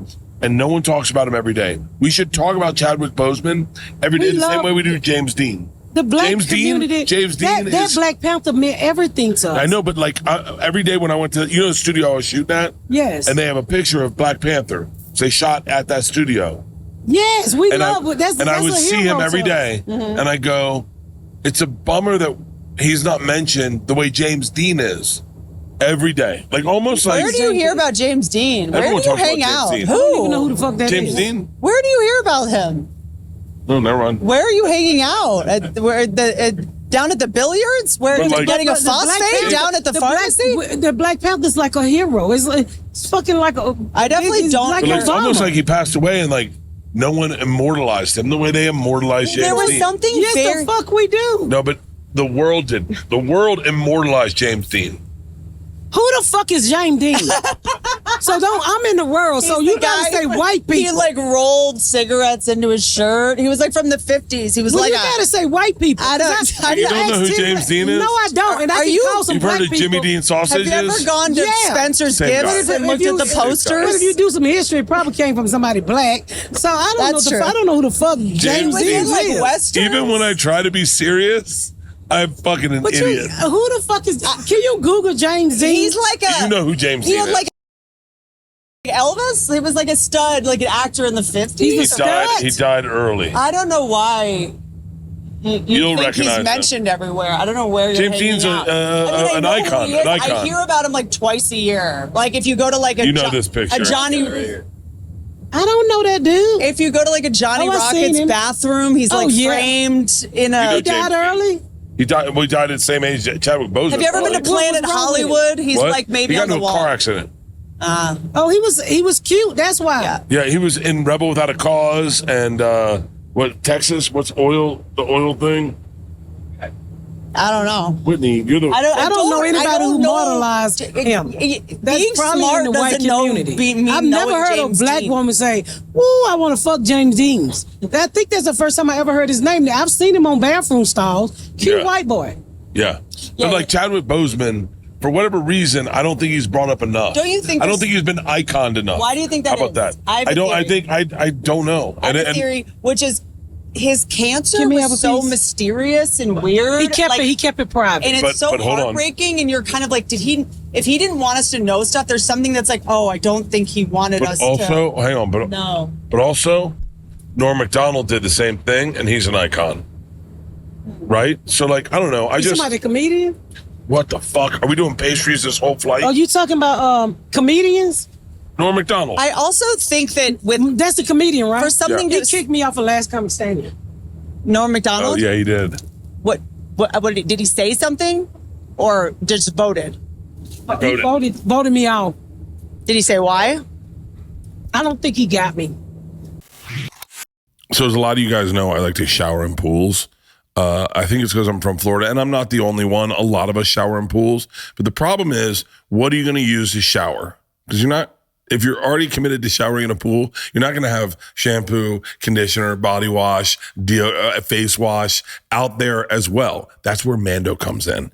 Dude, Mando is my go-to pool shower. 4-in-1 acidified cleansing bar is a shampoo, face wash, body wash, and deodorant all in one bar. It also works as a shaving lather, but obviously I don't shave.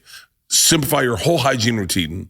Save space in your bag for fun stuff like snacks, extra shoes, surfboard. You pack it with you. It's perfect. Mando's sweat control deodorant stick, just for underarms, stops odor before it starts. All day odor blocking, not just masking with fragrance. It also fights sweat. So you're getting double protection. It's so simple. Just 1 or 2 swipes under each arm, and you're going to stay fresh all day and dry all day. Safe for all skin types, doctor-developed, high-quality, premium ingredients. Every ingredient serves a purpose. No filler, no junk. This is not your average deodorant or antiperspirant. It combats sweat, stops odor, and respects skin. I have Mando at the hotel here in Atlanta that I'm staying at. This is one bar and it covers everything. Mando's starter pack is perfect for new customers. It comes with a solid stick deodorant, cream tube deodorant, 2 free products of your choice. I picked mini body wash and the deodorant wipes. Those are my go-to. And you get free shipping. As a special offer for our listeners, new customers get 20% off site-wide with our exclusive code. Use code Bertcast at shopmando.com for 20% off site-wide and free shipping. That's shopmando.com. Please support our show and tell them that we sent you. Please support our show and tell them that we sent you. Mando's got you covered. Protect your pits. Smell great doing it. So both my girls are in college now. They're both in apartments. No one's in a dorm. And they were looking for beds. And I said, hey, stop right now. You know how great your bed at home is? And they're like, yeah. I go, you can have that bed at college. And they're like, how? I said, Helix. It's Helix. They deliver it straight to your door. They're the best beds. Isla is a side sleeper. Georgia is a back sleeper. So we sent Isla the Midnight Lux and Georgia the Moonlight Lux. They are fantastic. We know that because we bought them beds. And when we bought them beds, I said, let's all take the sleep quiz. It was kind of fun. We all took the sleep quiz together and we all found out what beds we liked. And Isla was like, just real low key was like, I like your bed. And I was like, yeah, well, take the test. Turns out we have the exact same bed. The test is 2 minutes long. You get it at helixsleep.com and then you pick out your bed and they send it to you. And you literally can set it up in, I did it on camera one time just for an ad, I think. I set it up in like 2 minutes. You can set the bed up in 2 minutes. It comes in a box, packed like this. You take it into your room. You take it out of the box. It slowly unwinds. You stick the thing, and it just inflates. Let it sit for the day. I mean, I slept on it that night. But it's nice to know that both my girls are getting great night's sleeps because of Helix. Helix gives you the best night's sleep you're ever going to have. So if you are not sleeping well, if your arm hurts, if you wake up and your elbow hurts or your back hurts or you have pain in the lower right in here, it's because you got the wrong mattress. So go to helixsleep.com/Bert for 20% off site-wide. That's helixsleep.com/Bert for 20% off site-wide. helixsleep.com/Bert. We just brought food in. If you don't like people eating food, this is the wrong podcast. What is that today? Stewardess?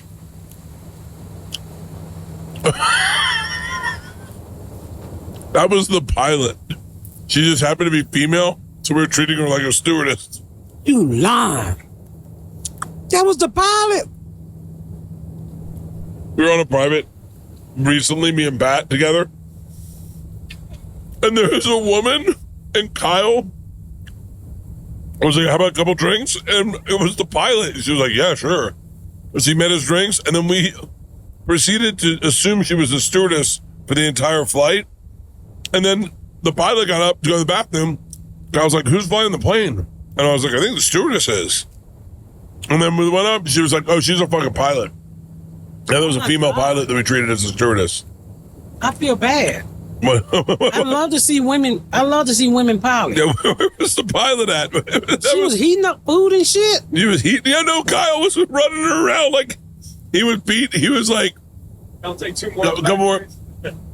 He crossed his legs, opened his book. That picture I sent. I'm gonna post it right now so you can see this. And he was like, "What kind of drink could you make me?" And my new assistant, and she was like, "I don't know." She's like, I drink skinny margaritas," and he's like, "I'll take one of those." And then this pilot made him a skinny margarita. She was heating up food and everything. Yeah. I was wondering why she sucked at it. Because she's a pilot. Oh my God. And she just happened to be a female. That's fucked up. Oh yeah, it's very fucked up. By the way, these pastries are so good. Dude, I never eat pastries. Dude, they have this company in LA too. They have something called a milk bread that's made with buttermilk. Thank you. It is sweet. You eat a lot of fucking bread. I do. I love bread. Chocolate cream bread. Oh, that's so good, Pat. That's so. You want to pull the other side apart? You're gonna be really happy with that. Oh, love bread. I'm trying to get my butt back. Having a baby, I just lost my butt. For real? Mm-hmm. You want me to tell you how to get your butt back? Yes. Black dick. There we go. Black dick also means you have to put up with your guy going to Atlanta every couple weeks. So now all black men is gay? Hold the No, fuck only up. the ones that date me. Oh, you have ran into a few gay ones. Have you ever dated a gay guy? Yes. Yes, what are you talking about? Have you I ever remember- dated, have you ever dated a gay guy? Fuck no, I can tell he gay. How? How? It's my daughter's gay, so when you have a gay child and that child come out, you get something called a gaydar. Oh, I have What's the that. thing I about- dated a gay guy one time, and I was like, that guy's gay. But they're different. You dated a gay I'm joking. It's a joke. Because Why does everyone think I'm serious all the time? usually you can tell that white dudes are gay if they won't go down on a girl. But straight black guys don't always do You that. said something. You said something one time to me. I don't know why you said it, and I don't know what the context was. But you said very casually, just so you know, what works on one girl doesn't work on every girl, just so you know. And I was thinking, I'm really good at oral sex. As I was thinking that, she goes, just so you know, what works on one girl doesn't work on every girl. Okay? Just so you know. And I was like, so wait. And I think about this often, and this is really uncomfortable. Why would I say would that have to you since you would only be with Leanne? Like, No, you said that randomly, out of nowhere. And I was like, so I would have to figure a girl out? you're good at doing it on one person. That doesn't apply to everyone else. Nothing is weirder than when like you hook up with a guy and they just go into some like whack-a-mole. Because the last, I was just telling somebody that. Where I was like, did you know not all, it was based on you saying that to me. I'm being serious. And I used to go, every time I go down on a girl, I put my lips around her vagina and go, oh, I go, well, I'm sorry, Jennifer liked it. I bet that feels good, actually. What did he say? Nothing. But first time you hook up with a guy, you're like, I know exactly what makes your ex come. I am intimately connected with her now. So back to the drawing board. And so is the reverse for guys? Like, Blowjobs? no. When blowjobs are Pretty universal. yeah. Yeah. Well, Not if a black woman suck your dick and you ain't got no money. We not gonna be all the way into it. Some guys like don't like you holding their balls. Some do. that's a game show. You got to guess the ethnicity sucking Who your the dick. fuck? Wait a minute. And it's I just knew that wasn't it's you, gonna slide. You're I knew that. blindfolded and you're like, let me guess. She's black, and they're like, ding, ding, ding, ding, ding, ding, ding, ding. But wait a minute. Who's holding the balls? A girl who needs a job. Holding the balls? Holding Yeah. Oh, my balls are gone. No. Oh, I've watched Leanne do this to me.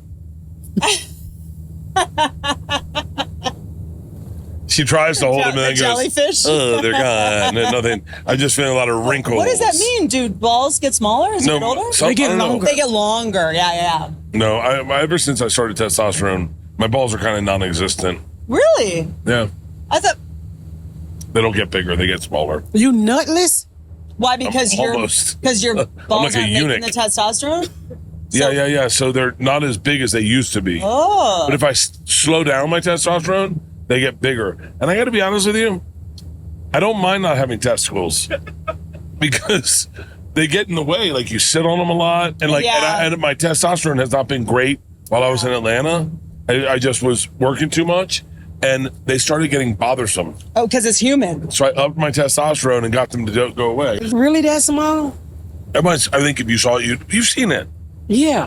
What? I mean, the fact that Louis C.K. Wait, did hold not on. do a television show, Just so we're and that clear. was a funny exchange. No, We're that's friends. yeah. Just make one thing The clear. fact that Louis C.K. has to live in Europe now, and you guys could just laugh about that. Well, we was friends. Kidding. And everybody know we don't want to fuck. Yeah. And I walk up on the cabin and his dick was, I'm being honest, it was so small, I thought it was a pussy. And I had to look twice. And so technically I didn't see anything because it wasn't ready. She said all my shit looked like an uncooked chicken breast, chicken wing, Chicken leg. chicken leg. I Hey, let's still talk about see your Kaylee. dick. Let's talk about Kaylee Cuoco.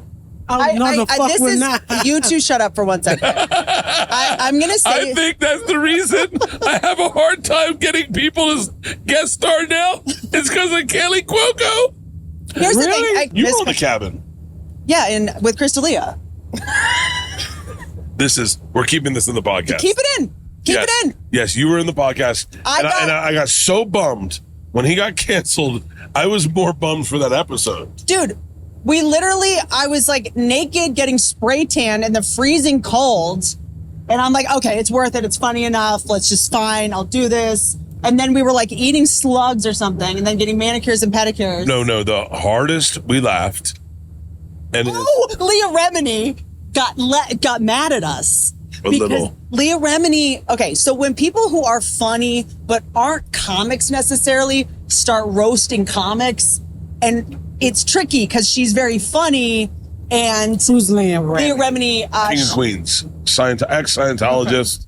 But like, she'll go at you really hard, and we're just kind of like, do you want to do this? Like, you don't want to do this, right? The hardest we laughed, and I'm just gonna above board so that everyone knows. To this day, Chris D'Elia, despite whatever your views about him are, I'm gonna leave that out of this. Still he's a very funny guy. He's a very, very funny guy. He's always been a funny guy. Top 5 funniest people. And by the way, top 5 quickest, funniest people to this day still makes me laugh. I don't care what you think. I'm just talking about funny. Richard Pryor said that he beat his wife and he's funny. Listen, I could separate the art and the artist. And that day, we were getting mani-pedis, me, Chris D'Elia, and Whitney, and Leah Remini. And I wish this had been on the cabin. And Leah Remini said she had a friend that got diagnosed with cancer. And Whitney goes, wait, how do you do that? Like, that's kind of be crazy. Do you practice? And then Chris is like, well, there's bad ways, I'm sure, to diagnose someone. Like, hey, you got cancer. And we started laughing about ways to tell people they had cancer for about 10 minutes. Me, Whitney, and Chris crying, laughing. Yeah. And Leah, and I love Leah. She kept going, where are you reading this? Where are you getting this from? Where are you guys getting this? Yeah. Like, and it was just the three of us laughing for 10 minutes about different ways you could tell someone you got cancer. Knock, knock, who's there? Cancer, you got it. We were laughing so hard. And that episode, it bummed me out that whatever. I'm sure it sounds selfish, but bummed me out that it never got released because it was the funniest. Here's what you did. No. Well, Chris got in trouble. Here's what you did with the show.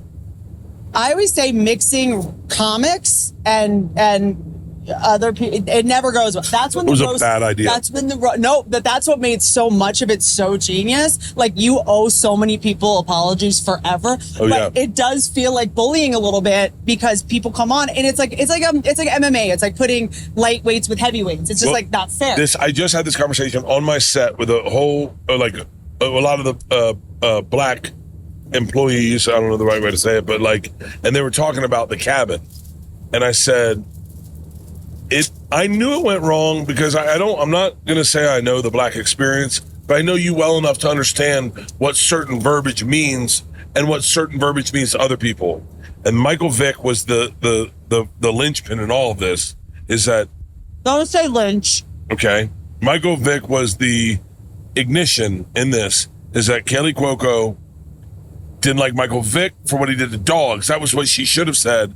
But what she said is, he went to prison, I can never forgive him. And what I heard, and immediately I was like, you don't understand what you're saying to Pat. You don't understand what you're saying. Was this on the show? It was on the show. That was in the beginning. Yeah. And I said, you don't understand what you're saying to Pat.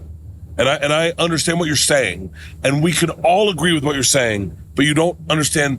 The words you're using is that there's no forgiveness for the black community. Is that people don't understand how much trauma. Kaylee Cuoco thought she was going to do a fun camping show. I don't think so. No. She did. And Kaylee, I hope you're listening, but she also brought her politics into the fun camping show. Oh. She did.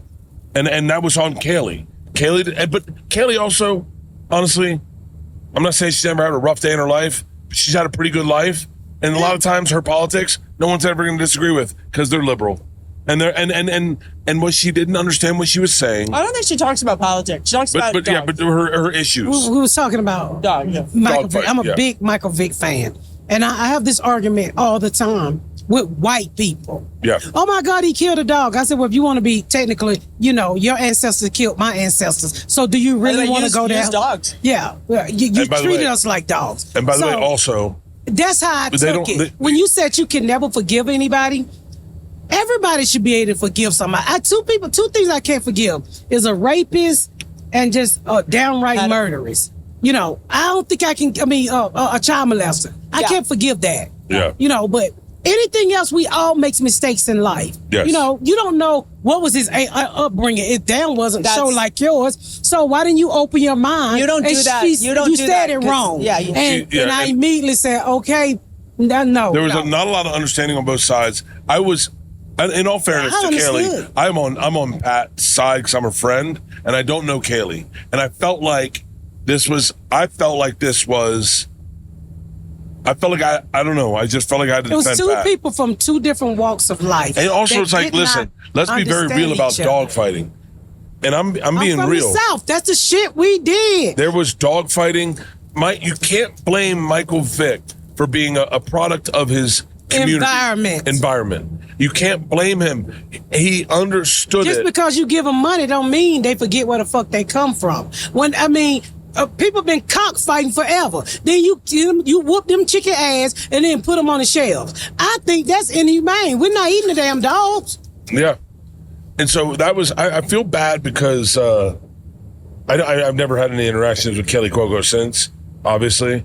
But it was the forgiveness for me because I can almost forgive a lot of things. But to sit there and say you can't give a person a second chance who went to jail, that's the whole purpose of fucking going to jail, to get yourself back on the right track. It's like you can say, I can't forgive you for being a crack dealer. Well, sit down, bitch, and let me tell you why I had sold crack. Because I had 2 kids by a married man by the time I was 14, 15, and I fucking dropped out of school, and there was nothing else in my community to do but sell crack. So if you don't know that, then you need to shut the fuck up. Whitney is, and I say this, Whitney and Leanne are more like you than not like you. And no offense to Kaylee, but Kaylee is not like that. I understood that. Whitney grew up with massive struggle. So did Leanne. And I think that's why you guys all gel. I think sometimes when you grow up with privilege, you say what you think the room wants to hear.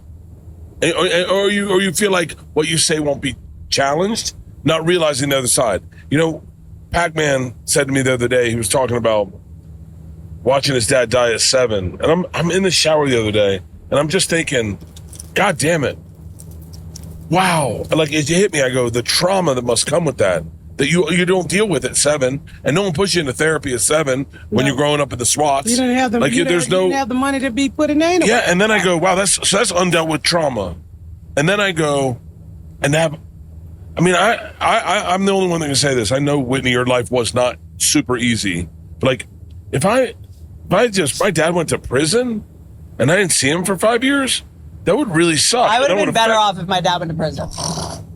He did, fine. But like, wait, didn't your dad go to prison? Look, it's a lot. But like the trauma, I'm saying, like, from my perspective, sometimes you forget empathy in these moments. I also think, like, if I may, like, when someone comes, I'm good friends with Pat. I love you. I'm good friends with Kaylee. I love her. I'm mad at Bert. You're the problem. Why are you talking about this on a comedy show when people are out in the woods? Why are you talking about this at all? I don't know. It came up. It wasn't my fault. I just don't think that there's room for like nuance and all that. I think both sides are right in that. Well, I think she also and the one couldn't relate to her. Let me say this. But when let me say why. Because I went out there because you're my friend. And you like, Pat, come and do this. They were both doing him a favor. Listen. Everyone was. But when I showed up and you put me in a wetsuit I'm out there in my wig and I was like, I don't do this. But since you was my friend, I did it. And I'm thinking everybody that shows up, it will participate because they're supporting your show. That's what we do. But you're talking about dogfighting. No, hang on. No, I'm not talking about dogfighting. Let her finish this. Let me say this. This is pretty interesting. She didn't participate in nothing. Nothing. I'm like standing there and I was like, what is wrong with you? You're here to support the show. Wouldn't it be cool if you got in the water? I mean, They didn't tell me what the fuck I was doing. They was like, put on a wetsuit. It took 3 white boys to get me in that wetsuit. Might have been the funniest thing I've ever been a part of is me and Joel McHale finding out she can't swim as we pushed her into the middle of a lake. Yes. This is what it is. I'm telling you right now. And Kaylee, I hope you're big enough to hear this and understand it. It is insecurity. Our insecurities drive us. Our insecurities drive us and we can't control it. And I'm certain Kelly Cuoco's on the biggest sitcom that's probably ever been on television, maybe. And then she comes to do a favor for, I don't know who she did it for. It wasn't for me. It was for someone else. She did it for someone else. And she shows up and they're like, hey, put on a wetsuit. She's like, no, I'm not the wetsuit girl. But it's her insecurity. And I've been there too. Might have been joking. I've been there too. I'm just saying this, like, when you go on set, and I'm sure you've done this too, is our insecurities drive us. Some PA says to us, I'll let you know when we're ready. And my skin fucking curls. And I go, you'll let me know when we're ready? Buddy, hold on. And that is the truth. And I'm certain that it was just insecurities and things were moving faster than she planned on, and there wasn't a script.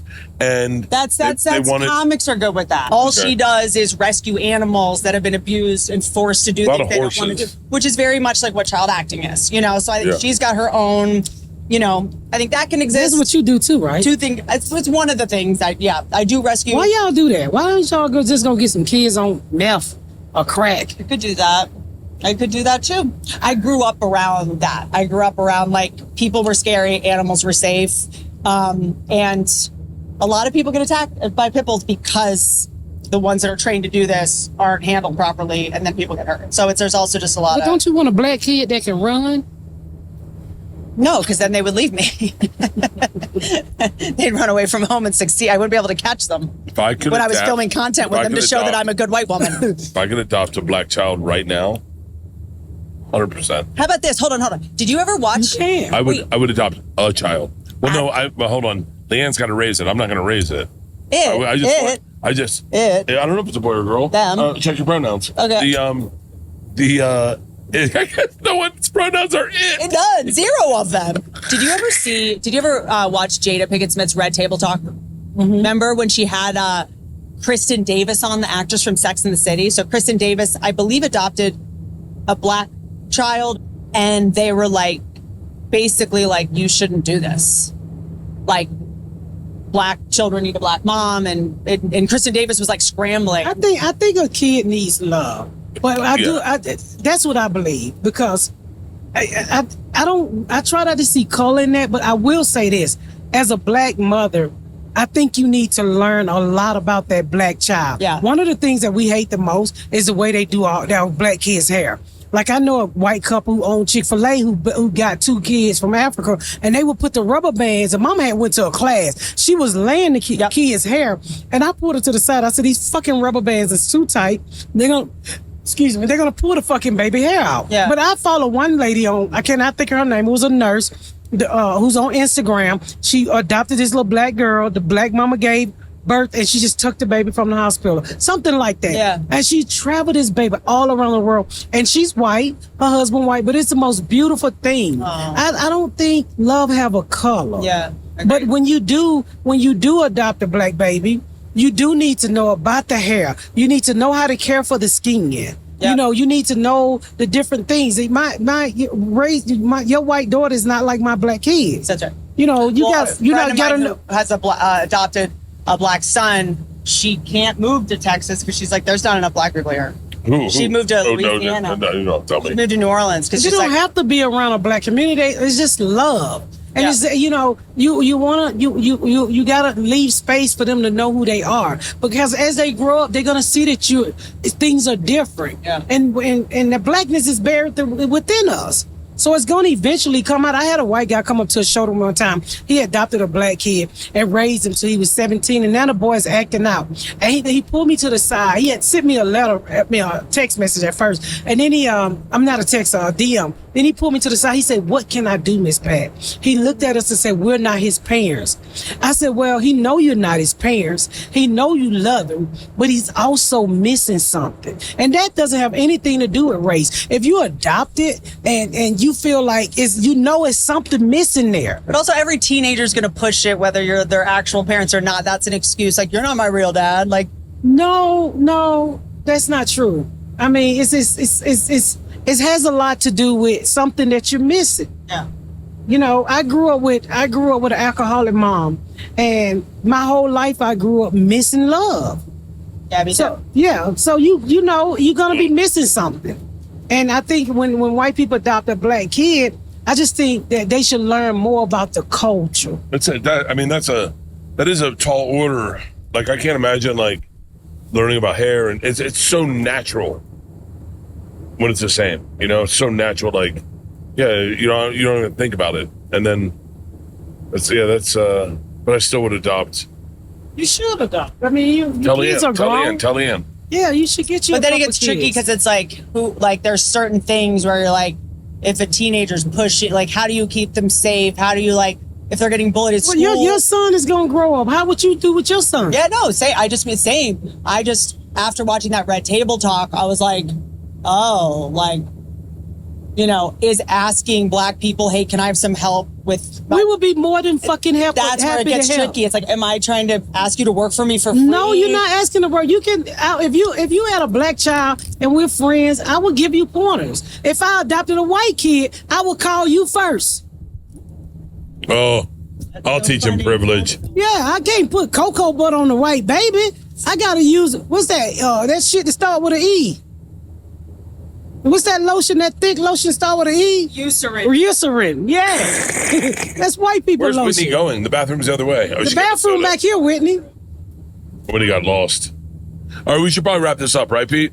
We're getting ready to land? All right. I want to thank Titan Aviation for this podcast. Pat, I love you to death. Thank you for doing this. I love you too. And thank Whitney, you we're wrapping it up. You want to... Should we do any comedy on this podcast? No, I like that we talked Say only about bye. politics when I said I'd never talk about politics. I like that we talked about... I liked what we talked about. I did too. I love you guys. I love you, Pat. Whitney, hey, are you on tour at all, Pat? Yeah, I am. Where? Go to Whitney, are you on tour at MissPatComedy.com. all, Pat? I know, right? Just go to MissPatComedy.com and just go there and you'll see all the tour dates. What about you? You on And tour? make sure to watch Bert's new comedy show that was written and made by my ex-boyfriend. Free Bert. It's not a comedy show. That's a TV show. Whatever, the TV show. Oh, is it not comedy? Yeah, it is. Yeah, but No, it's a it's TV dead serious. show. It's a One of my sitcom. favorite Drama. One of my favorite moments in like my whatever this is we do career, I guess we could call it what we do. Hobby. Whitney, where- you're going to have to shut up. We got to eat the barbecue. Okay, I'm just Oh, saying. yeah, we're getting barbecue. Yeah. All right. I love you guys.